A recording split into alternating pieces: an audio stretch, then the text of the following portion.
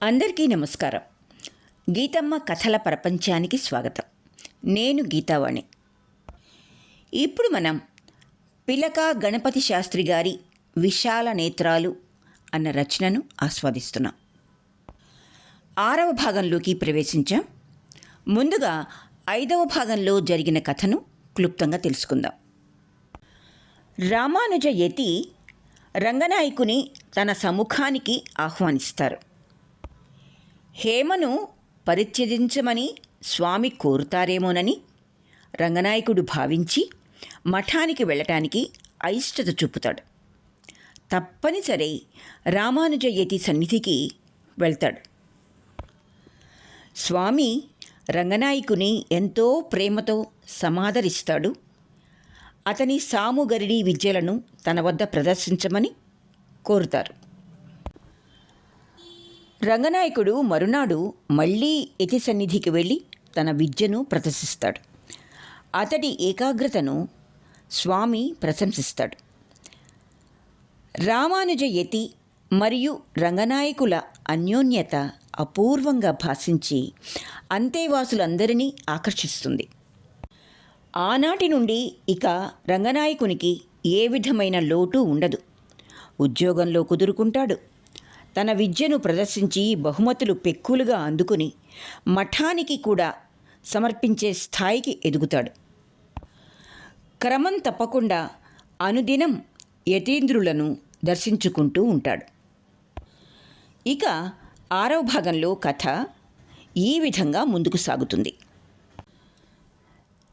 ఆనాటికి రంగనాయకుని ఎడల ఆచార్యునికి మక్కువ ఎక్కువైన కొద్దీ శిష్యులలో ఆశ్చర్యము అలజడి ఇనుమడించాయి.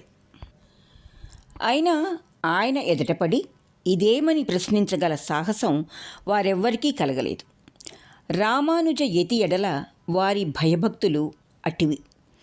ఒకవేళ సాహసించి నోరు విడిచి అడిగినా గంభీర మౌనముద్రతో మేళవించిన దరహసితమే గాని వేరొక ప్రత్యుత్తరమేది వెలువడకపోవచ్చును. వారికి అటువంటి అనుభూతి అనేక మార్లు కలిగింది కనుకనే మరి గత్యంతరం కానలేక తమలో తాము గుసగుసలు ఆరంభించారు. అయితే వారిలో కొందరు ఎలాగైనా రంగనాయకుని పుట్టుపూర్వోత్తరాల రహస్యాలు ఆకళించుకోవాలని శాయశక్తులా ప్రయత్నించారు.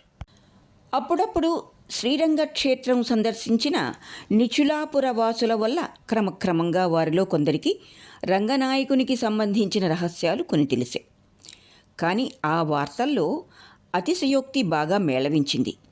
జనానీకం నోళ్లలో పడిన వృత్తాంతాల ఆనాటికి గోరంతలు కొండంతలుగా మారిపోవడం సర్వసాధారణంగా జరిగే విషయమే కదా. రంగనాయకుని విషయంలో కూడా సరిగా అలాగే జరిగింది. అతడొక పెద్ద బందిపోట్ల దండులో నుంచి తప్పించుకొని వచ్చి శ్రీరంగంలో తలదాచుకున్నాడన్నారు కొందరు. మరికొందరు అంతటి తాగుబోతు జూదరి తుంటరి పచ్చినెత్తురు తాగే మహాపాపి వేరొకరు లేడని నోరారా దూషించారు. ఇంకా కొందరు హేమసుందరి అతని వేలు విడిచిన మేనమామ కుమార్తె కాదన్నారు. ఎందరెందరో సంపన్నుల భవంతులలో దీపాలార్పివేసిన గట్టి నిరజాణ అని నిందించి ఇసిరించారు. శ్రీరంగంలో ఆ వేశ్యాంగనకిక పొదుస్తమానము నటవిట గాయకులతో ఎకసక్కాలి గాని మరి వేరే పనిపాటలేవీ లేవని అసహించుకున్నారు. వారిలో మరికొందరు ప్రబుద్ధులు ధనుర్దాసు పచ్చదనానికి అదే ప్రధాన కారణమన్నారు. అవే అతిశయోక్తులు కొన్ని చెలవలతో పలవలతో మఠం బ్రహ్మచారుల ద్వారా రామానుజుని ప్రధాన శిష్యుల వరకు వెళ్ళిపోయాయి. కానీ అంతమాత్రం చేత వారెవ్వరూ అవి ఆచార్యునకు ఎరిగించలేదు. అటువంటి ప్రసంగాలు ఆయనకేమాత్రం రుచించవని వారికి అంతకు మునుపే తెలిసి వచ్చింది. అందుచేత అంతేవాసులెవ్వరూ ఆచార్యుని ఎదుటపడి ఆ విషయం ప్రస్తావించడానికే సాహసించలేదు. కానీ ఏదో ప్రసంగ సందర్భంలో ఒక బ్రహ్మచారి ముఖతః ఆ రహస్యాలు కొన్ని ఆచార్యుని వరకు వెళ్ళినట్టు వారికి తెలిసింది. ఆ విషయమై ఆయన ఉపేక్షా దృష్టి వారికెంతో ఆశ్చర్యం కలిగించింది. రామానుజ యతి ఆ బ్రహ్మచారి ద్వారా ఆ విడ్డూరాలు కొన్ని విని బాగా పరధ్యానంగా ఏదో దీర్ఘాలోచన ప్రారంభించాడు. అంతేగాని మరి ప్రతి సమాధానం చెప్పలేదు. ఆ మౌనముద్ర గమనించి ఆ బ్రహ్మచారి మరి నోరు మెదపలేక తల వంచుకుని వేరొక పని మీద వెళ్ళిపోయాడు. రామానుజుని ప్రధాన శిష్యులలో గోవిందయతి, కూరాగ్రహారాధిపతి, యజ్ఞమూర్తి, దాశరథి, అనంతసూరి ప్రముఖులు. వారందరూ తర్క వ్యాకరణాది శాస్త్రాలలో, వేదాంత విద్యలో, చతుర్వేదాలలో వీరు మిగిలిన విద్వాంసులు. వైదిక కర్మ నిష్ఠాగరిష్ఠులు. మొట్టమొదటి నుంచి రంగనాయకుని ఎడల వారికంతగా సదభిప్రాయం కలగలేదు. అయితే అతనిపై ఆచార్యుని అపూర్వ వాత్సల్య దృష్టి గమనించి కొంచెం తటస్థ దృష్టితో తమకేమీ పట్టనట్టు మాట్లాడక ఊరుకున్నారు. అయితే ఇటీవల అతన్ని గురించి విస్తరించిన వింత వార్తలు కొన్ని విని వారందరూ ఆశ్చర్యావేశాలతో నిశ్చేష్టితులైనారు. రంగనాయకుడు ఎవడో సామాన్య కృషీవలుని కుమారుడు. తల్లిదండ్రులను ఎదిరించి ఒక వెలయాలిని వెంటబెట్టుకుని వచ్చి శ్రీరంగంలో తలదాచుకున్నాడు. అతగాడికి ఎంతసేపు సాముగర్డీల మీదే దృష్టి, వేరొక గొడవే లేదు. ఏ కోశాన భక్తి ప్రపత్తులున్నట్టు కనబట్టం లేదు. పైగా తాగుబోతు. ఇంకా ఎన్నెన్ని దుష్కార్యాలు ఆచరించాడో ఎవరికెరుక. అవి అన్నీ తలుచుకోగానే వారందరికీ అతని ఎడల విపరీతమైన ఏహ్యభావం కలిగింది. కానీ ఆచార్యుని ఆర్ద్రాదరణ దృష్టి వల్ల పైపైకి మాత్రం కొంత గౌరవభావం వ్యక్తీకరించక తప్పలేదు. రామానుజ యతీశ్వరునితో బాగా పరిచయం కలిగిన తర్వాత కూడా రంగనాయకుడు తన మద్యపాన ధోరణి విడిచిపెట్టలేదు. ఆ దురభ్యాసం పూర్తిగా విడిచిపెట్టాలని అతడు అనేక పర్యాయాలు గట్టిగా నిశ్చయించుకోకపోలేదు. కానీ ఆ పట్టుదల వల్ల అది క్రమక్రమంగా బాగా బలపడుతున్నట్టు అనిపించింది. అప్పటినుంచి మరి గత్యంతరం లేక ఇక అతడు ఆ సంకల్పమే విరమించుకున్నాడు. ఆ పైన 4-5 సార్లు రవంత మైకంతో అటూ ఇటూ తూగుతూ రామానుజ మఠంలో ప్రవేశించాడు. యజ్ఞమూర్తి మొదలైన వారా ధోరణి పసిగట్టినా ఆచార్యుని ఎడల గౌరవం వల్ల అలక్ష్యం చేసి అది గమనించినట్టు నటించారు. రంగనాయకుని నడవడిక గాని, శిష్యుల లోపల మొలకెత్తిన ఏవగింపు గాని రామానుజునికి తెలియకపోలేదు. అయినా ఆనాటికి ఆచార్యునికి అతని ఎడల మక్కువ మరింతగా ఎక్కువైంది. అంతేకాని రవంతైనా క్షీణించలేదు. మరికొన్నాళ్లు గడిచిన పిమ్మట దానికొక గట్టి తార్కాణం కనపడింది.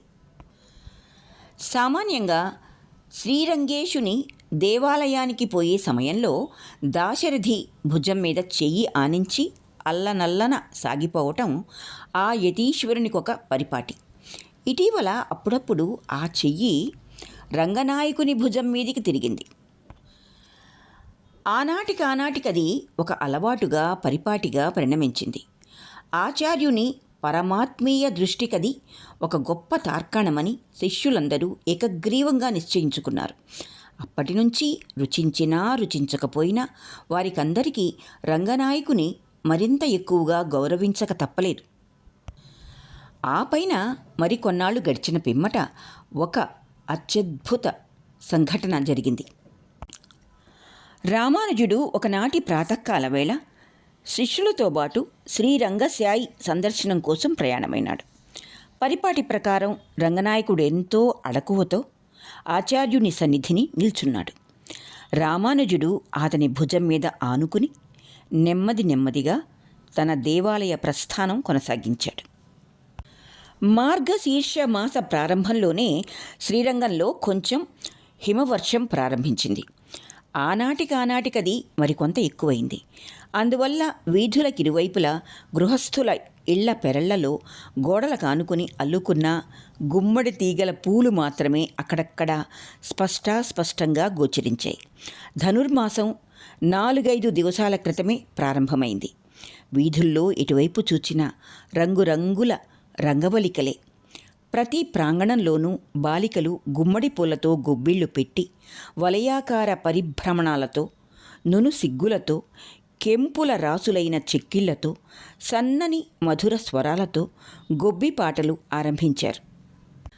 ప్రాతకాల సువర్ణ కాంతి వీధిలో ప్రతి భవంతి చూరులలోనూ వేలాడగట్టిన వరి వెన్నుల గుత్తులపై, మొగలి రేకుల తోరణాలపై పడి దృశ్యాదృశ్యంగా ప్రకాశించింది.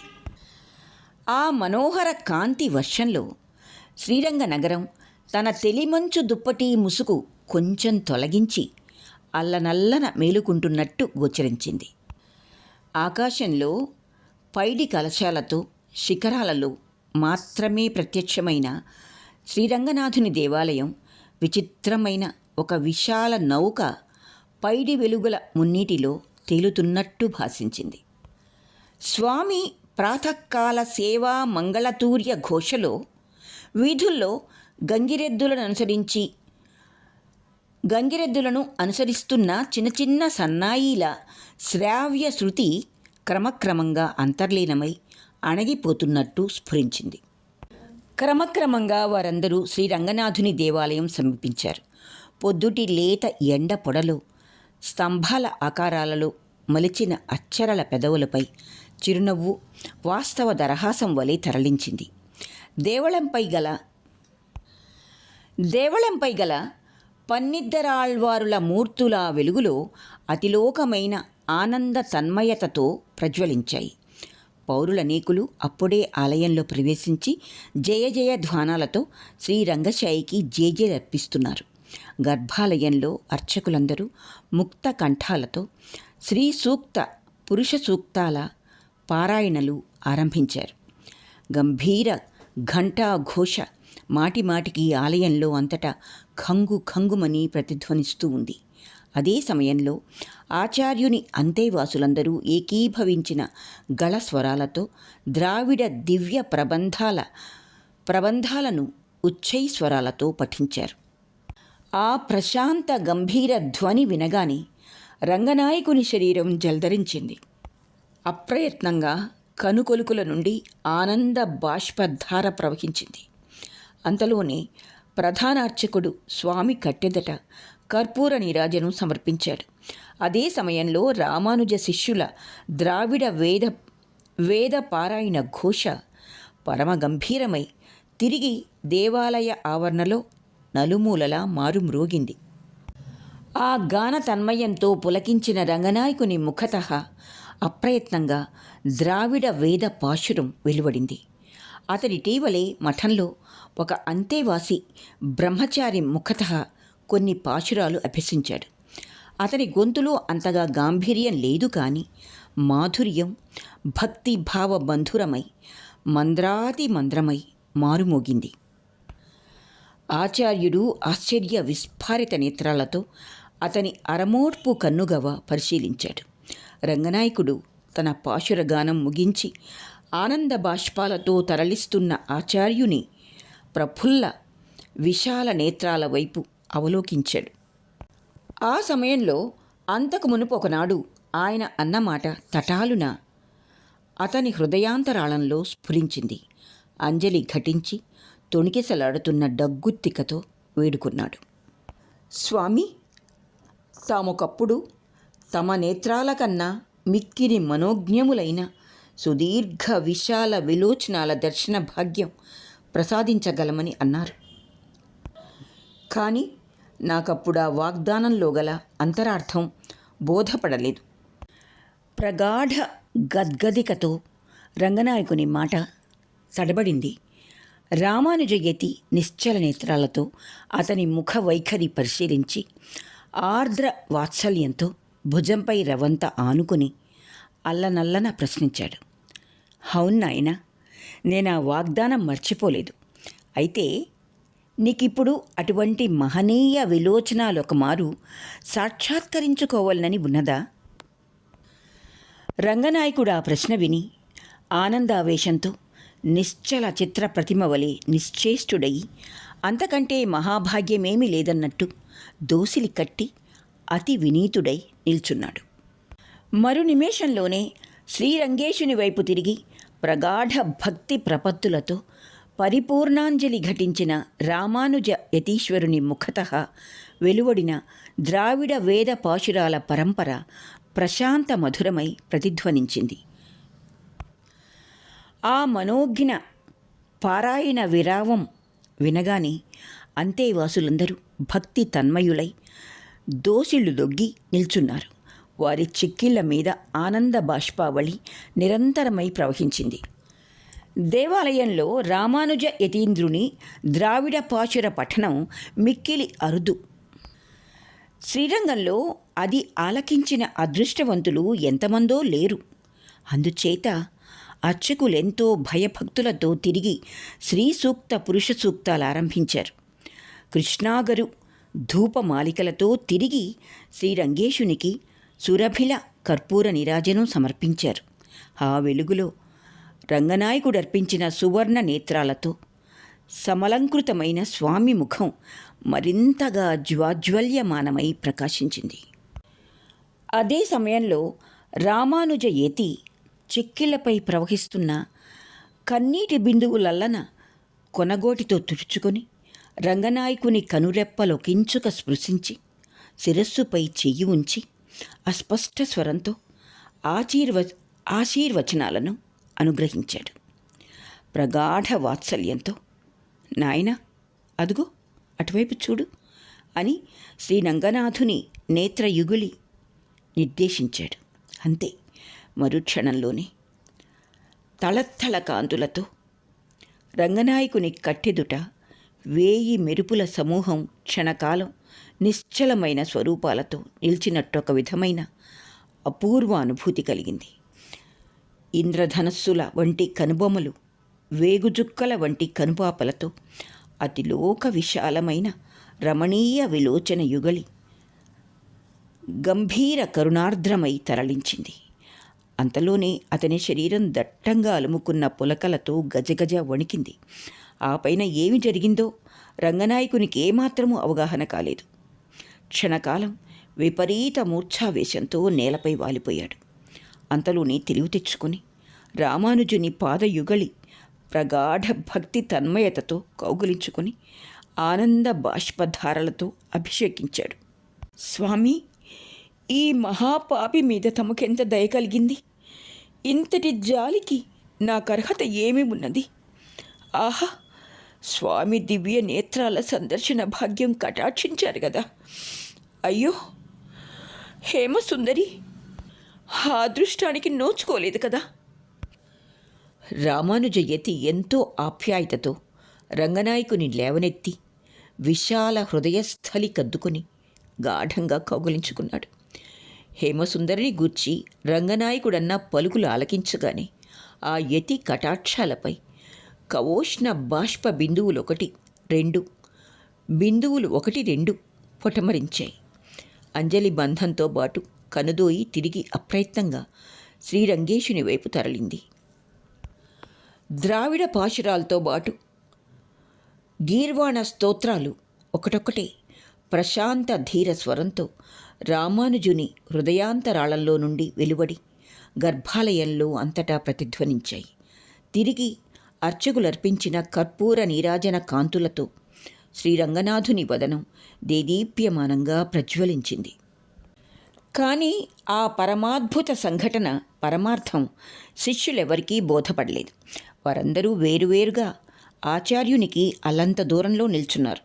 అందువల్ల వారికెవ్వరికీ రామానుజ రంగనాయకుల మధ్య నడిచిన ప్రసంగాలేవి విస్పష్టంగా వినిపించలేదు. ఆ తరుణంలో ఆచార్యుడు శ్రీ వైష్ణవ భక్తి ప్రపత్తులకు సంబంధించిన రహస్యాలేవో సంగ్రహంగా రంగనాయకునికి ఉపదేశించి ఉండవచ్చునని అనుకున్నారు.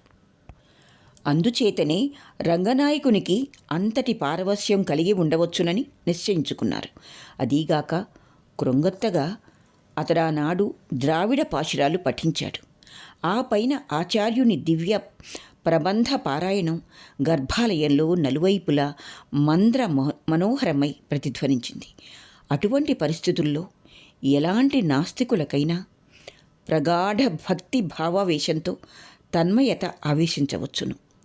ఇంతకు పూర్వం మూఢభక్తులు అనేకులు రామానుజుని సాన్నిధ్యంలో పట్టరాని భక్తి తాత్పర్యాలతో మూర్ఛిల్లిన సందర్భాలెన్నో వారనేక పర్యాయాలు సందర్శించారు. అందుచేత రంగనాయకుని అపూర్వానుభూతి రహస్యం వారికెవ్వరికీ రవంతైనా బోధపడలేదు. అయితే ఆచార్యుని అనుగ్రహ దృష్టి మరింత ఆర్ద్రమై ఆనాడు అతని మీద ప్రసరించి ఉండవచ్చునని వారనుకున్నారు. రంగనాయకునికి మరికొంతసేపటి వరకు హర్షావేశంతో శరీరం గాలిలో తేలిపోతున్నట్టు స్ఫురించింది. శిరస్సు మీద చిరకాల దుర్భర భారం తటాలున తొలగించి వేసినట్టొక విచిత్రమైన అనుభూతి కలిగింది. అతని హృదయంలో అంతటా నిశ్చల ప్రశాంతత అలుముకున్నది. శ్రీరంగేశుని మనోజ్ఞమూర్తి, అఖండ కర్పూర నీరాజనము, గర్భాలయము అన్నీ క్షణకాలం పాటు వింత కాంతి జ్వాలలో విలీనమై పోతున్నట్టు పొడగట్టింది. కలగంటున్నానా, మేలుకున్నానా అని రంగనాయకుడు రవంతసేపు ఆశ్చర్యావేశంతో నిశ్చేష్టుడైనాడు. కళ్ళు నులుముకుని తిరిగి మిక్కిలి జాగరూకతతో నలువైపులా పరిశీలించాడు. రామానుజయతి, దాశరథి, యజ్ఞమూర్తి ఆదిగా గల అంతేవాసులందరితోనూ గర్భాలయం తిరిగి సహజ స్వరూపంతో సాక్షాత్కరించింది. దేవాలయ అర్చకులు వారందరికీ క్రమక్రమంగా తీర్థప్రసాదాలు అందించారు. రంగనాయకుడు అవి స్వీకరించిన పిమ్మట శిష్యులతోనూ ఆచార్యునితోనూ కలిసి తిరిగి మఠం వైపు సాగిపోయాడు. మార్గమధ్యంలో ఆనాటి దివ్యానుభూతి స్మృతి వల్ల అతనికి అడుగడుగునా నెమ్మేనిపై పులకలు ఆవిర్భవించాయి. మఠంలో ప్రవేశించిన పిమ్మట రంగనాయకుడు తిరిగి ఆచార్యుని పాదయుగళిపై వాలి నమస్కరించి సెలవు తీసుకుని తన భవంతికి తరలిపోయాడు. ఇంటిలో అడుగుపెట్టగానే హేమసుందరి అతని వైఖరి గమనించి ఎంతో ఆశ్చర్యపడి అడిగింది, ఇదేమిటి ఇలాగున్నారు ఈవేళ? ఎలాగున్నాను? రంగనాయకుడు కొంచెం తెల్లబోయి బొమ్మ ముడి విరిచి ప్రశ్నించాడు. ఇప్పుడే నిద్రపోయి లేచినట్టున్నారు. అలాగా? రంగనాయకుడు ఆనాడు దేవళంలో సంఘటిల్లిన అత్యద్భుత వృత్తాంతం యథాతథంగా హేమ గెరిగించాడు. మొట్టమొదట అతని మాట మీద ఆమెకంతగా నమ్మిక కలుగలేదు. కానీ అతని ముఖంలో గోచరించిన విచిత్ర గాంభీర్య ముద్ర గమనించిన పిమ్మట ఆమెకిక నమ్మక తప్పలేదు. అయితే ఆ సంఘటనలో గల పరమార్థం సమగ్రంగా ఆమెకు అవగతం కాలేదు. వాస్తవానికి రంగనాయకునికే అది సమగ్రంగా అవగాహన కాలేదు. దివ్య విలోచనాలన్న పదానికి ఆమె స్వామి ప్రతిమామూర్తి నేత్రాలని మాత్రమే అర్థం చేసుకున్నది. అందుచేత ఆ వృత్తాంతానికి అంతగా ఆశ్చర్యపడలేదు. కానీ ఆనాటి మధ్యాహ్న భోజనం ముగించి ప్రగాఢ నిద్రతో మైమర్చిన రంగనాయకుని ప్రశాంత ముఖ వైఖరి ఆమెకెంతో ఆశ్చర్యం కలిగించింది. హేమసుందరికి ఆనాటి నుంచి రంగనాయకుని నడవడికలో అంతకు మునుపెన్నడూ కనీ విని ఎరగనంతటి వింత మార్పు గోచరించింది. ఆనాటికతని మద్యపానాసక్తి బాగా మందగించింది. అందుచేత మల్లమిత్రుల ఎడల ఏర్పడిన ప్రగాఢ మైత్రీ సంబంధాలు కూడా క్రమక్రమంగా సడలిపోయాయి. అయితే ఇంటి దగ్గర ఉన్నంతసేపు ఎడతెగని పరధ్యానంతో ఏదో కలగంటున్నట్లు కనిపించాడు. దేనికోసమైనా పలకరిస్తే ఉలిక్కిపడి అప్పుడే నిద్ర మేలుకున్నట్టు అంటీ అంటనట్టు ప్రతి సమాధానాలివ్వడం ప్రారంభించాడు. కానీ స్వామి ఉత్సవాలలో, ఊరేగింపులలో, మల్ల విద్యా వినోదాల ఎడల అతని ఆసక్తి, అభినివేశము మరింతగా విజృంభించాయి.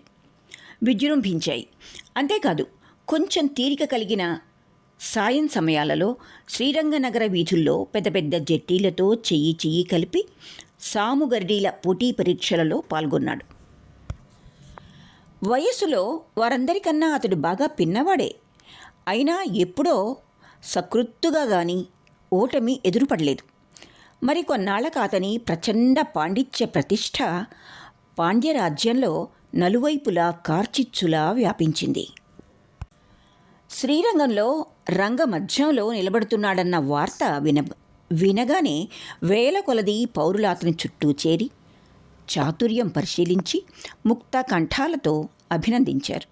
ఐశ్వర్యవంతులు కొందరు బంగారు అంగుళీయకాలు, ముంజేతి కడియాలు, ముత్యాల హారాలు మొదలైన అమూల్య భూషణాలు కోకొల్లలుగా బహుకరించాడు. ఆ విధమైన సంపాదనలో అతడు చాలా భాగం శ్రీ వైష్ణవ మఠానికి సమర్పించాడు. మిగిలిన దానితో అతని మనుగడ ఏ విధమైన కొదవ లేకుండా హాయిగా గడిచిపోయింది. అయితే హేమసుందరుని ఒక మనోవ్యాధి రాత్రింబవళ్ళు అదే పనిగా పట్టుకుని పీడించింది. రంగనాయకుడు ఇతరత్రా తాను గడించిన ధనంలో చాలా భాగం శ్రీ వైష్ణవ మఠానికి సమర్పిస్తున్నాడు. అయినా హేమసుందరి దానికి ఏమాత్రం మదన పట్టంలేదు. ఏదో విధంగా తమకే లోటు లేకుండా సుఖంగా గడిచిపోతున్నది కదా అని సమాధానపడింది. కానీ రంగనాయకునిలో అంతకు మునుపెన్నడూ కని విని ఎరగని ఒక వింత వైఖరి ఏర్పడింది. పొద్దస్తమానము అతనికి మఠం మీదే ధ్యాస. కొంచెం తీరిక చిక్కితే చాలు రామానుజుని సందర్శనానికి బయలుదేరి వెళ్ళిపోయేవాడు. క్రమక్రమంగా అతడు అర్ధరాత్రి దాకా ఇంటికి చేరుకోవటం లేదు. ఒక్కొక్క నాడు అంతకంటే కూడా ఎక్కువ ఆలస్యమవుతూ ఉంది. త్వరగా ఇంటికి చేరుకోవలసిందని హేమసుందరి అనేక పర్యాయాలు ప్రతిమాలుకున్నది. అతడు అలాగే అని బయలుదేరేవాడు. కానీ పూర్వం కన్నా బాగా ఆలస్యంగా వచ్చి వీధి తలుపు తట్టేవాడు. అందువలన ఆనాటికి ఆమెకు మఠం మీద బాగా అక్కస్సు బయలుదేరింది. ఆ ధోరణి రంగనాయకునికి ఏమాత్రమూ సరిపడలేదు. నేను రామానుజుల సందర్శనానికి వెళ్తున్నాను కానీ ఇంకెక్కడికి వెళ్ళడం లేదు కదా, ఇంత మాత్రానికే రుసరుసలు ఆరంభిస్తే ఎలాగా అని లోలోపల విసుక్కున్నాడు. ఇన్నాళ్ల నుంచి ఇరుగు పొరుగు అతని ఎడల బాగా ముభావంగా ఉన్నారు. అందుచేత హేమ కంటబడగానే అతనికి ప్రాణం లేచి వచ్చినట్టు అనిపించేది. ఇక ఇప్పుడు హేమ కూడా రుసరుసలు ఆరంభించడంతో అతనికి ఈ లోకంలో తానొక్కడే ఏకాకి అయినట్టు స్ఫురించింది.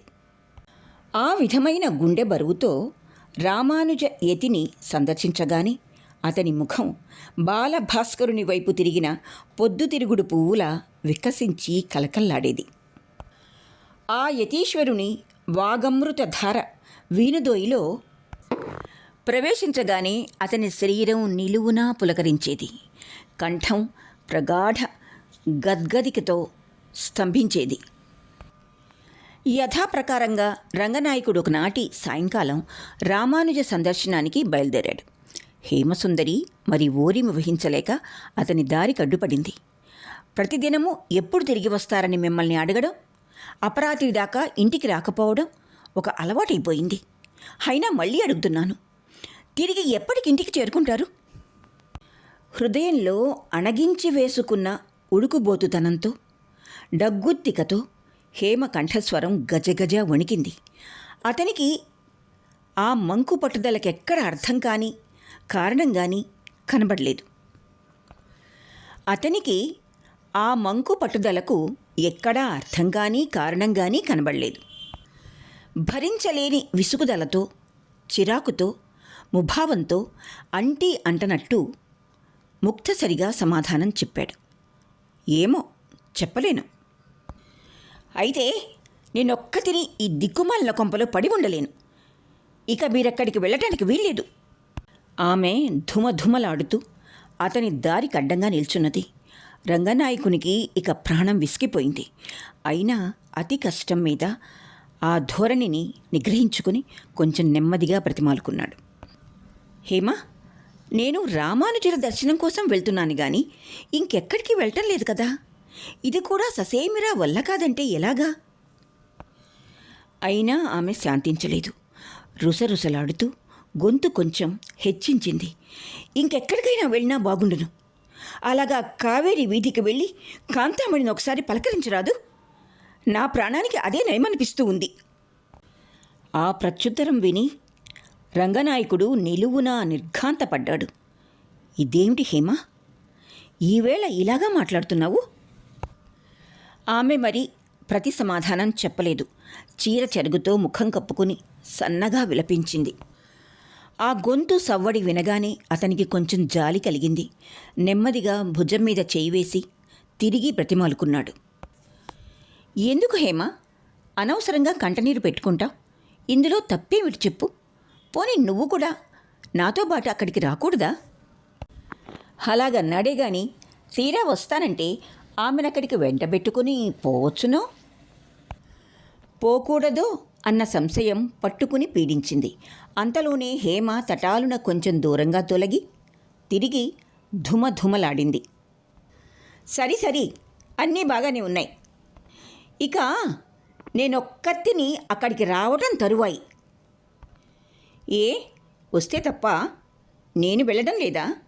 ఆయన ఎంతటి దయార్ద్ర హృదయులో నీకు తెలియదు. ఒక్కసారి దర్శనం చేసుకుందుగాని రా.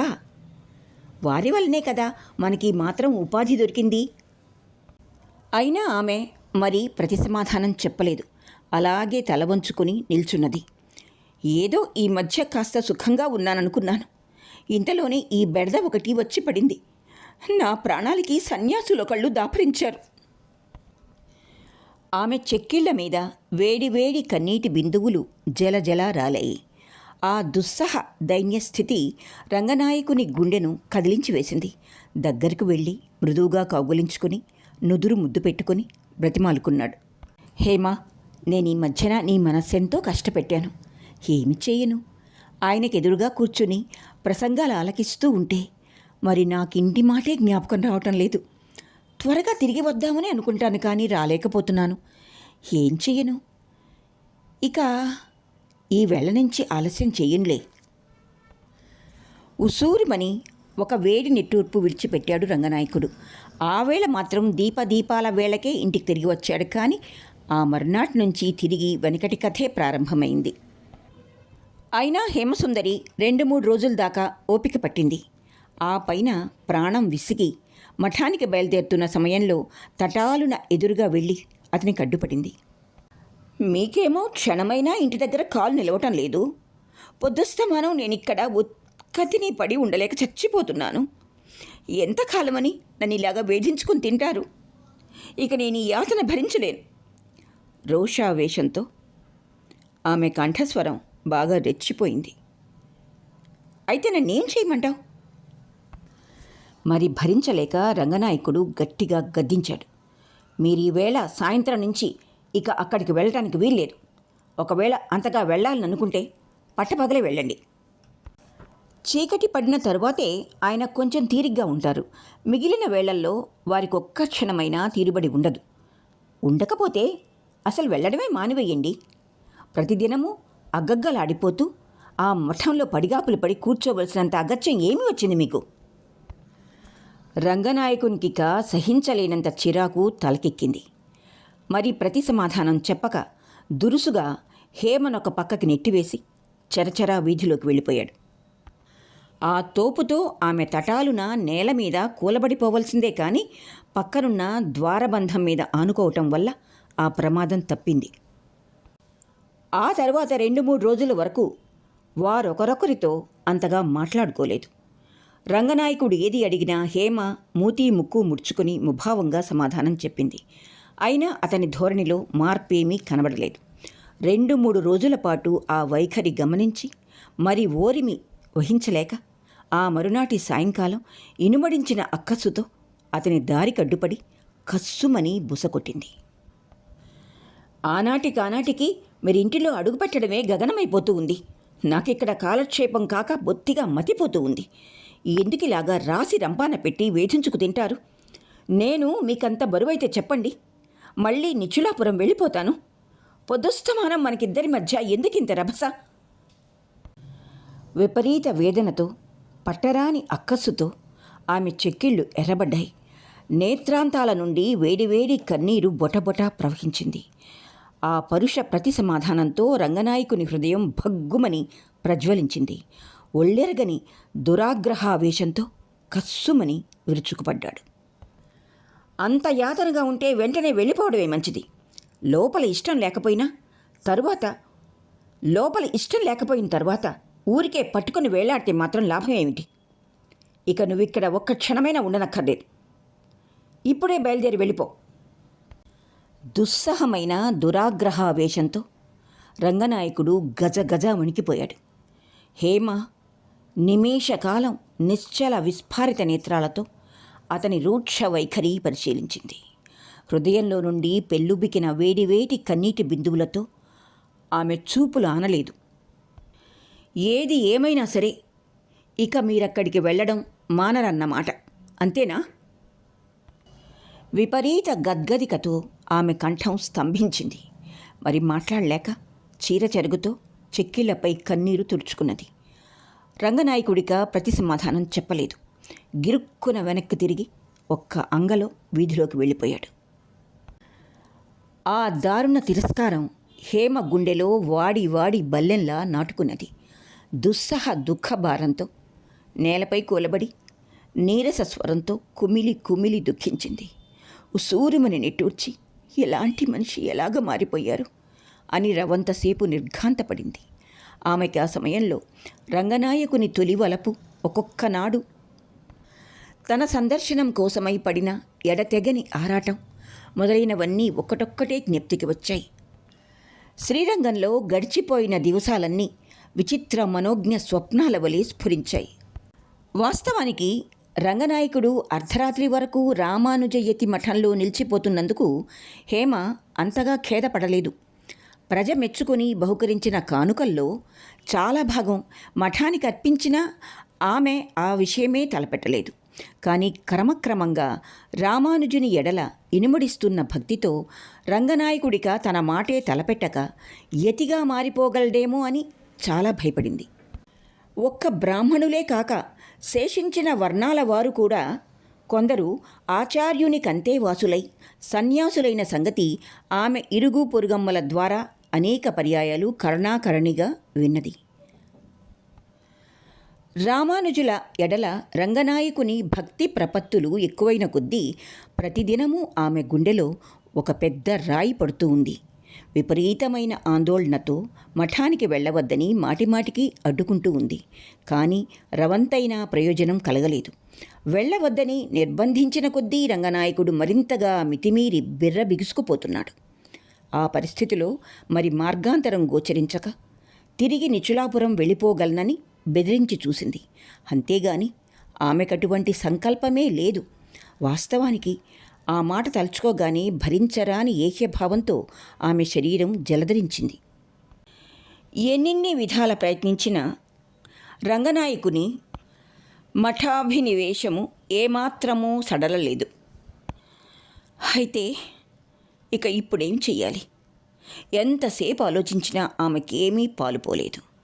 పోనీ రామానుజ యతీశ్వరులను ఒక్కమారు సందర్శించి తన గోడు వెళ్ళబోసుకుంటే అందువల్ల తన కోరిక కొంతవరకు నెరవేరవచ్చును. రామానుజుని ఎడల రంగనాయకుని భక్తి ప్రపత్తులు అట్టివి. ఈ విషయంలో మాత్రం అతడి ఇంకెవ్వరి మాట రవంతైనా చెవికెక్కనీయడు. అయితే తన వంటి వేశ్యను ఆ మఠంలోకి అడుగుపెట్టనిస్తారా? ఒకవేళ ఎలాగో అలాగ లోపలికి వెళ్ళి మొరపెట్టుకుంటే మాత్రం ప్రయోజనమేమిటి? సర్వసంగ పరిత్యాగం చేసిన రామానుజుల వంటి యతీశ్వరులు తన వంటి వారాంగన మాట పాటించి ఆర్ద్ర దృష్టితో ఆదరించి ఆదుకుంటారా? తనకి ఏ విధంగానూ మనఃఖేదం కలిగించవద్దని రంగనాయకునికి ఆజ్ఞాపిస్తారా? హేమసుందరికి ఏమాత్రమూ ధైర్యం కలగలేదు. అంతలోనే ఆయన దయార్ద్ర హృదయులని రంగనాయకుడన్న మాట తటాలను స్ఫురించింది. పోనీ ఒక్కసారి వెళ్ళి వారి ఎదుటపడి నా ఘోష వెళ్ళబోసుకుంటాను. అనుకున్న పని జరిగితే జరుగుతుంది, లేకపోతే లేదు. ఇంత మాత్రంలోనే మునిగిపోయేదేదీ లేదు కదా అని నిశ్చయించుకున్నది. ఇక మాటిమాటికి మఠానికి వెళ్ళవద్దని అదే పనిగా రంగనాయకునికి అడ్డుపట్టడం వల్ల రవంతైనా ప్రయోజనం లేదని తీర్మానించుకున్నది. అందుచేత అతడి ఇంటికి తిరిగి వచ్చినప్పుడిక ఆ విషయమే తలపెట్టలేదు. రంగనాయకునికి ఆమె తటస్థ వైఖరి మరింతగా ఆశ్చర్యం కలిగించింది. తన ఉదాసీన వైఖరి వల్ల రంగనాయకునిలో కొంత కాకపోయినా కొంతైనా మార్పు రాగలదని హేమసుందరి ఎంతైనా ఆశించింది. ఎంతగా విసుగుదల చూపించినా ఎంతో ఓరిమి వహించి ప్రసన్న ముఖంతో అలతి నగవుతో ప్రతి సమాధానాలిచ్చింది. అయినా ఆవంతైనా ప్రయోజనం కనబడలేదు. ఆనాటికి రంగనాయకుని పరధ్యానం మితిమీరింది. రామానుజుల పేరు ఉచ్చరించినంతలోనే అతని కటాక్షాలలో కన్నీరు నిలిచింది. రంగనాథస్వామి ఎదుట సాముగర్డీలు ఆరంభించినప్పుడు ఇక అతనికి శరీర స్పృహే సడలిపోయింది. హేమసుందరి గొడవ పెట్టడం మానినప్పటి నుండి అతడెప్పుడు ఆమెనొక్క పల్లెత్తు మాటైనా అనలేదు. ఎంతో ఆత్మీయతతోనే ప్రసంగించాడు. అయితే ఎల్లవేళలా రామానుజుని గూర్చిన ఘోషే తప్ప అతని నోట వేరొక్క మాటే వెలువడలేదు. సాయంకాల వేళ స్వామిని సందర్శించి తిరిగి వచ్చినప్పుడు కేవలం మతి చెలించిన మనిషిలా ఎడతెగని తన్మయతతో ఏదో ఆలోచిస్తున్నట్టు కనిపిస్తూ ఉంటాడు. ఆ మరునాడు ఉదయమే హేమసుందరి వంట ఇంటిలో ప్రవేశించింది. ఇటీవల కొంతకాలం నుంచి రంగనాయకుడు ఆమె సహాయం కోసం ఒక పరిచారికను ఏర్పాటు చేశాడు. అయినా ఏమీ తోచక కాలక్షేపం కోసం హేమసుందరి ముఖ్యమైన పనులన్నీ తానే చక్కబెట్టుకునేది. కానీ ఆమె మనస్సు మాత్రం సర్వదా రంగనాయకుని గూర్చిన ఎడతెగని మథనతోనే సతమతమైంది. ఇంచుమించుగా జాము పొద్దెక్కిన దట్టంగా కమ్ముకున్న పొగమంచుతో ఇంకా బాగా తెల్లవారినట్టే కనిపించలేదు. నేల మీద కాలూనడం కోసం సూర్యకిరణాలు ఆకాశంలో తెలి మంచు తెరలతో ఎడతెగని పోరాటం కొనసాగిస్తున్నాయి. వీధుల్లో అస్పష్టంగా ప్రజ్వలిస్తున్న చలిమంటల చుట్టూ చేరిన బాలబాలికల నీలి నీడలు అటు ఇటు కదలాడుతున్నాయి. చెట్ల ఆకుల మీద నుండి దిగజారిన మంచు బిందువులు ఒక్కటొక్కటే వాన చిలుకల వలె నేల మీద రాలుతున్నాయి. పక్షులు అక్కడక్కడ రెక్కలల్లాడించి మీద పడిన మంచు బిందువులు కుమ్మడిగా తొలగించుకుని పైకి ఎగిరిపోవాలనని ప్రయత్నిస్తున్నాయి. దూరంగా శ్రీరంగనాథ దేవాలయంలో ప్రాతకాల మంగళతూర్య ధ్వని ఆ పరిసరంలో అంతటా మంద్రంగా మారుమ్రోగింది. ఆ సవ్వడి విని రంగనాయకుడు స్వామి ఊరేగింపులో తన మల్ల వినోదాల ప్రదర్శనం కోసం బయలుదేరాడు. హేమసుందరి అది గమనించి తన వంట పని మధ్యలోనే నిలిపివేసి చిలక కొయ్యి మీద వేసిన సరిగంచు ఉత్తరీయం తీసి అతని చేతికి అందించింది. ఎంతసేపటికి తిరిగి వస్తారు అన్నట్టు అతని వైపు చూచింది. మధ్యాహ్నం 3 జాముల వరకు ఊరేగింపు పూర్తి కాదేమో. ధనుర్మాస ఉత్సవాలు జరుగుతున్నాయి, మరి అందాక నా కోసం కనిపెట్టుకుని ఉండనక్కర్లేదు అన్నాడు రంగనాయకుడు ఎంతో ముభావంగా. ఏనాడు లేనిది ఎందుకింత ఆలస్యం? హేమ కొంచెం ఆశ్చర్యపడి అడిగింది. ఏమో మరి, నాకేం తెలుసు. పోనీయండి, అంతవరకు కనిపెట్టుకుని ఉంటాను. తగుదునమ్మా అని మీకంటే ముందే భోంచేసి నేనిక్కడ వెలగబెట్టే రాచకార్యమేమీ ఉంది. హేమ కంఠంలో రవంత డగ్గుత్తిక తొణికిసలాడింది. సరే, నీ ఇష్టం అంటనట్టు సమాధానం చెప్పి రంగనాయకుడు ఒక్క అంగలో వీధిలో పడి స్వామి దేవాలయం వైపు సాగిపోయాడు. హేమసుందరి మరికొంతసేపటి వరకు తన కన్నులే నమ్మలేకపోయింది. చూస్తూ ఉండగానే నా మీద ఎంతటి విసుగు చిరాకు బయలుదేరాయి. ఇంతకీ నేనేమి చేశానని ఈ రుసరుసలు? మఠానికి వెళ్ళవద్దని అన్నాననేగా. నేను చేసుకున్న కర్మ ఇలాగా ఉన్నప్పుడు ఒకరిననవలసిన పని ఏముంది? నానాటికి ఈయన వెర్రి తలదాటిపోతూ ఉంది. ఇక ఆలస్యం చేస్తే లాభం లేదు అని ఉసూరుమని నిశ్వసించింది. మరి కొంతసేపటి వరకు అలాగే దిగాలు పడి నిలబడి త్వరగా వంట పూర్తి చేసి ఇప్పుడే వస్తానని పని మనిషితో చెప్పి రామానుజ మఠానికి బయలుదేరింది. హేమ మఠావరణంలో అడుగుపెట్టిన సమయంలో లోపల దేవరాజస్వామి కర్చన జరుగుతున్నది.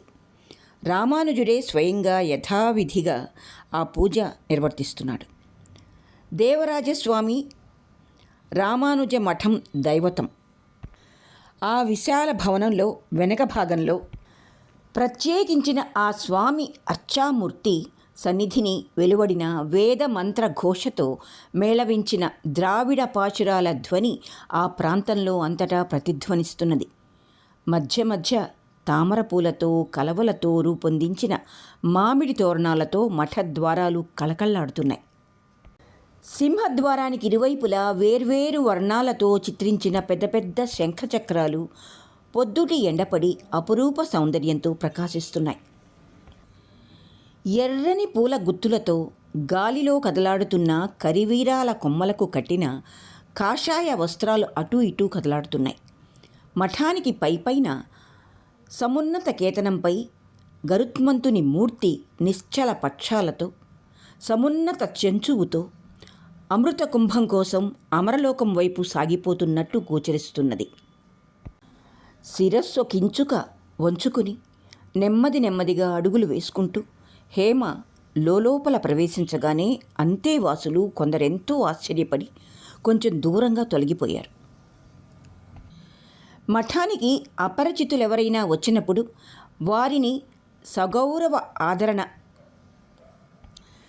వారి సగౌరవాదరణ దాశరథి విధి. అందుచేత ఒక బ్రహ్మచారి త్వరగా లోపలికి వెళ్ళి అతనికి ఆ విషయం నివేదించాడు. మరికొంతసేపటికి దాశరథి అక్కడికొచ్చి ఆమెనెంతో గౌరవించి మహిళల కోసం ప్రత్యేకించిన ఒక విశాలమైన గదిలో విశ్రమింపజేసి, రామానుజులిప్పుడు దేవరాజస్వామిని అర్చిస్తున్నారు, పూజ అయిపోవచ్చింది, ఇక ఎంతోసేపు పట్టదు, అంతవరకు మీరిక్కడ వేచి ఉండండి, నేనిప్పుడే తిరిగి వస్తాను అని చెప్పి లోపలికి వెళ్ళిపోయాడు. హేమ అంతకు పూర్వమెన్నడూ మఠంలో అడుగుపెట్టలేదు. అందుచేత ఆమె రాక దాశరథికి రవంత ఆశ్చర్యం కలిగించింది. ఇక హేమసుందరికి ఆ భవంతి అంతా ఎంతో వింతగా కనపడింది. అంతకు మునిపెన్నడూ కనీ విని ఎరగని ఒక కొత్త లోకంగా స్ఫురించింది. గంభీర స్వరంతో మారుమోగుతున్న స్త్రీ సూక్త, పురుష సూక్తాల పారాయణం ఆమెకు ఒకంత ప్రశాంతి కలిగించింది. క్రమక్రమంగా ఆ సవ్వడి మందగించింది. 5-6 నిమిషాలు గడిచిన తర్వాత దాశరథి అక్కడికి తిరిగొచ్చి హేమసుందరిని రామానుజుని సన్నిధికి తోడుకుని పోయాడు. ఆ యతీశ్వరుని కనుసన్న గ్రహించి స్వామి ప్రసాదం పళ్ళెరంతో ఆమె ముందుంచి తిరిగి ద్వారానికి అవతల నిల్చున్నాడు. హేమ తనకేర్పరిచిన చిత్రాసనం మీద కూర్చోవటానికి కొంచెం సంకోచించింది. అలాగా నిలబడిపోయావేమిటమ్మా? భయం లేదులే, కూర్చో తల్లి అని రామానుజుడు ఉట్టిపడుతున్న వాత్సల్యంతో హెచ్చరించిన తరువాత ఎంతో కుంచుకుపోయి నెమ్మదిగా కూర్చున్నది. రవంత ప్రసాదం నోట పెట్టుకున్నది. కానీ ఆ యతీశ్వరుని ఆర్ద్రానురాగంతో ఆమెకది పూర్తిగా స్వీకరించక తప్పలేదు. రామానుజుని అనునయ ప్రసంగం వినగానే కన్నతల్లి ప్రేముడి ఎటువంటిదో మొట్టమొదటగా అప్పుడే ఆమెకు అవగతమైంది. కంఠం గద్గదికతో తొణికిసలాడింది. చీర చెరుగుతూ నేత్రాంతాలద్దుకుని కొంచెం శిరస్సు పైకెత్తి రామానుజుని ముఖ వైఖరి పరిశీలించింది. గభీర కరుణతో సంచలిస్తున్న ఆ యతీశ్వరుని కనుదోయి వైపు చూచి అస్పష్ట స్వరంతో మున్ముందుగా తన సంగతి వెల్లడించి రంగనాయకుని విషయం ప్రస్తావించబోయింది. మరి మాట్లాడలేక లోపల నుండి ఉవ్వెత్తుగా ఉప్పొంగుతున్న దుర్భర దుఃఖావేగంతో వివశురాలై ఒక్కమారుగా వలవలా విలపించింది. రామానుజ యతి ఎంతో ఆప్యాయంగా చల్లని పలుకులతో ఆమెను ఓదార్చినా ప్రయోజనం కలగలేదు. హేమసుందరి శోకోద్వేగం ఒక్కుమ్మడిగా కట్టలు తెంచుకొని సన్నని రోదన స్వరంతో ఎడతెగని కన్నీటి రూపంలో పరవళ్ళు తొక్కింది. దాశరథి నిలువునా నిర్ఘాంతపడి ఆమె నిరంతర పరిదీన రోదన ధ్వనిని ఆకర్ణించాడు. కొత్తగా ఆచార్యుని సందర్శించిన వారిలో కొందరు ఒక్కొక్కప్పుడు ఆ విధంగా ఉవ్వెత్తుగా ఉప్పొంగిన దుఃఖోద్వేగంతో ఆక్రోశించడం అతడు అనేక పర్యాయాలు అవలోకించాడు. వారి హృదయాంతరాల్లో దుస్సహ దుఃఖభావాలెన్నెన్నో అణిగి మణిగి ఉంటాయి. అటువంటి వారికి తమ గోడు ఆలకించి ఆర్చేవారు, తీర్చేవారు ఎవ్వరూ కనబడరు. వారా నీరవ శోకాలలాగే ఎడతెగని ఓరిమితో భరిస్తారు. రామానుజుని వంటి కరుణార్ద్రమూర్తిని సందర్శించగానే ఆ దుర్భర వేదనా భారాలొక్కమారుగా కట్టలు తెంచుకొని ప్రవహిస్తాయి. ఆచార్యుని సందర్శించగానే హేమసుందరికి అదే విధమైన అనుభూతి కలిగి ఉండవచ్చును. అయ్యో, లోకంలో మానవుల గుండె లోతులు ఎంతటి దుస్సహ యాతనలతో కాలి కుమిలిపోతున్నాయో గదా అని ఆలోచించి దాశరథి ఉసూరుమని ఒక వేడి నిట్టూర్పు విడిచిపెట్టాడు. అంతలోనే రామానుజుని కృపార్ద్ర కంఠం మంద్ర మధురంగా ప్రతిధ్వనించింది. అమ్మా, నీవు చెప్పదలుచుకున్నదేదో నేనెరుగుదును. అయితే మాటి మాటికి అదే పనిగా విలపించినందువల్ల ప్రయోజనమేమిటి? మనస్సు నిలవరించుకో.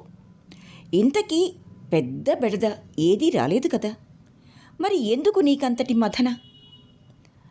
కొంచెం ధైర్యం తెచ్చుకుంటే క్రమక్రమంగా అన్నీ అవే సానుకూలపడతాయి. హేమసుందరికి ఆ చల్లని ఓదార్పు మాటలతో కొంచెం ధైర్యం కలిగింది. ఒక్క చూపుతోనే తన రాక అంతరార్థం గ్రహించిన ఆయన అపూర్వ శక్తికెంతో అక్కజపడింది. చీర కొంగుతో చెక్కిళ్ల మీద ధార కట్టి ప్రవహించిన కన్నీరు తుడుచుకున్నది. ఆచార్యుని ముఖం మీద ఏకాగ్ర దృష్టి నిలిపి ఎడతెగని డగ్గుత్తికతో తన గోడు వెళ్ళబోసుకున్నది. స్వామి, మీ వంటి వారి దగ్గర నేనేమని విన్నవించుకోగలను? నా అన్న వాళ్ళనందరినీ కాదని వారి వెంటపడి ఇక్కడికొచ్చాను. కొంతకాలం వరకు నాకే లోటు కనబడలేదు. వారు నన్నెంతో ఆప్యాయంగా కళ్ళకద్దుకొని ఆదరించారు. కానీ ఇటీవల వారికి ఇంటి మాటే పట్టడం లేదు. ఎన్ని విధాల మొత్తుకున్నా నా మాట చెవికెక్కనీయటం లేదు. పొద్దుస్తమానము మీ మీదే వారి దృష్టి. తండ్రి వంటి మీలాంటి వారితో కాక నా కష్ట సుఖాలు ఇంకెవరితో మనవి చేసుకోగలను? ఇక వారు నా మానాన నన్ను విడిచిపెట్టి మఠంలో చేరిపోతారేమో అని భయపడుతున్నాను. తమరొక్కసారి వారిని మందలిస్తే చాలు. నాకింతకన్నా విన్నవించుకోవాల్సిందేదీ లేదు. తన అభ్యర్థన విని రామానుజ యతి ఏకాగ్ర దృష్టితో ఏదో ఆలోచిస్తున్నారని హేమసుందరి గ్రహించుకున్నది. కోరిక నెరవేరకపోదని కొంచెం ధైర్యపడింది. అంతలోనే రామానుజుని ప్రశాంత గంభీర కంఠధ్వని వినిపించింది. ఇక్కడ ఉన్నంతసేపు అతడు నా శిష్యుల దగ్గర ద్రావిడ పాశురాలు కొని నేర్చుకుంటున్నాడు. ఇక మిగిలిన సమయాలలో స్వామిని సేవించుకుంటూ అందరి చేత అవునవుననిపించుకున్నాడు. ఇందుచేత ఇంటి దగ్గర ఉండడానికి అతనికి బొత్తిగా తీరిక చిక్కటం లేదేమో. పోనీ నీ మీద బొత్తిగా ఇష్టం లేదనుకున్నప్పుడు తిరిగి నిచ్చులాపురం వెళ్ళిపోవచ్చును కదా. ఇంటి దగ్గర నీకే విధమైన లోటు ఉండదు కదా. మరి ఎందుకింత ఆందోళన? ఆ ప్రశ్న విన్న తరువాత హేమసుందరి గొంతెండిపోయింది. మాట తడబడింది. ఏమేమో వెళ్ళబోసుకోవాలని ఎంతైనా ఆత్రపడింది. కానీ ఏమాత్రమూ సాధ్యపడలేదు. రంగనాయకుని విడిచిపెట్టి తిరిగి ఇంటికి వెళ్ళిపోవలసిందని ఆజ్ఞాపిస్తున్నారని గ్రహించుకున్నది. అతనిని ఒక్కసారి మందలించి మంచి బుద్ధి చెప్పవలసిందని ప్రాధేయపడింది. కానీ ఆవంతైనా ప్రయోజనం కలగలేదు. అయ్యో, పుట్టెడాశతో ఇక్కడికొచ్చానే. రామానుజులు ఎంతో జాలిగుండె కలవారని ఆయన అన్నారే, ఇదేమిటి? చిట్ట చివరికి ఇంత కఠినంగా మాట్లాడుతున్నారు అని రవంతసేపు మథనపడింది. అకస్మాత్తుగా ముంచుకొని వస్తున్న దుఃఖావేశం గుండెలోనే చిక్కబట్టుకుని లోపలే అణగించి వేసుకున్నది. దోసిలి కట్టి దీనాతి దీన స్వరంతో ప్రాధేయపడింది. మీ వంటి మహనీయులే ఈ విధంగా సెలవిచ్చిన తర్వాత మరి నేనేమని విన్నవించుకోగలను? ఇక వేరే దిక్కు లేక మీ పాదాలే నమ్ముకుని గంపెడాశతో ఇక్కడికి వచ్చాను. అన్నీ తెలిసిన తమ సన్నిధిని నేనేమని మొరపెట్టుకోగలను?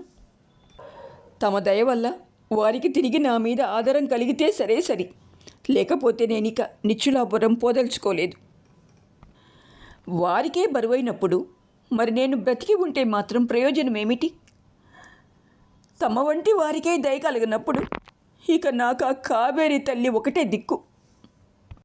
ఆ ప్రతి సమాధానం విన్న మరికొంతసేపటి వరకు యతీశ్వరుని నోట మాటే వెలువడలేదు. తిరిగి నిశ్చల దృష్టితో ఆమె ముఖ వైఖరి పరిశీలించి చల్లని పలుకులతో సమాశ్వాసించాడు. తప్పు తల్లి, అలాగా మాట్లాడకూడదు. ఇంతకీ శ్రీరంగశాయి సంకల్పం ఎటువైపు తిరుగుతున్నదో ఎవరు చెప్పగలరు? కొంచెం ఓరిమి వహించి ప్రతిదినము సాయంకాలము స్వామిని సేవించుకుని మనసారా ధ్యానించుకో. ఆ కృపానిధి పాదపద్మాలాశ్రయించిన వారికెన్నడూ అశుభం కలగలేదు. అనవసరంగా ఆరాటపడి కృంగి కృషించినందువల్ల ప్రయోజనమేమి ఉన్నది? ఆ ఓదార్పుతో హేమసుందరి కొంచెం తేరుకున్నది. కానీ ఆయన కొంచెం మందలిస్తే రంగనాయకుడు బాగా దారిని పడగలడని ఆమె ఎంతో ఆశించింది. అదే నిరీక్షతో అక్కడికొచ్చింది. కానీ ఆయన నోట అటువంటి మాటే వెలువడలేదు. అందుచేత కొంచెం తల వంచుకొని బాగా తటపటాయిస్తూ తన లోపలి కోరిక వెల్లడించింది. తప్పక ప్రతిదినమూ స్వామిని సేవించుకుంటాను. అయితే తమరొక్కసారి వారిని కొంచెం మందలిస్తే. అంతలోనే రామానుజుని పెదవులపై దరహసితం మొలకెత్తింది. అమ్మా, మానవ మాతృలం, మన వల్ల ఏమవుతుంది? అంతా ఆ స్వామి దయ. ఇంతకీ ఏది ఎలాగా జరగవలసి ఉంటే అది అలాగా జరుగుతుంది. అయితే ఇక్కడ అనవసరంగా కాలక్షేపం కానీయవద్దని అతనితో అంటానులే. దానికేమి? రామానుజుని ముఖతః హేమ మనసారా ఆశించిన ప్రతి సమాధానం రాలేదు. ప్రతి మాట బాగా తూచి వాడినా ఇక్కడ అనవసరంగా కాలక్షేపం కానీయవద్దని అతనితో అంటానులే, దానికేమి అన్న ప్రత్యుత్తరం మాత్రమే వెలువడింది. అది ఆమెకేమాత్రమూ సంతృప్తి కలిగించలేదు.